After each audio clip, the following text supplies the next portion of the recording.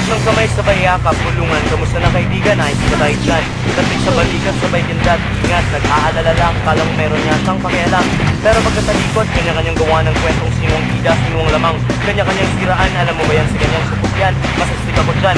At kung makatawa, kala mo ang lupit-lupit niya at magaling sa lahat. Sa akong ikaw na nakangiting nakikinig, huwag ka ng mahusga.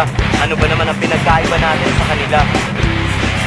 Nakakalimot, nagugulas, nabubuno, pero namamahal.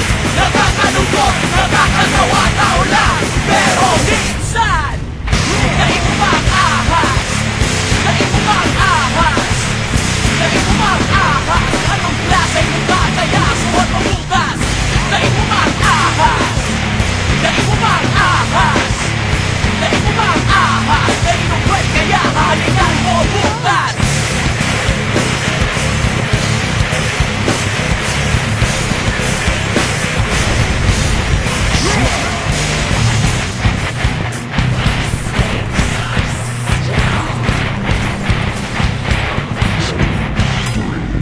Yan ka na naman, kumakamada, di ka na nahiya.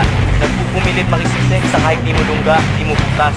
Para maging pabigat, manira, managas at magpahirap ng kapwa.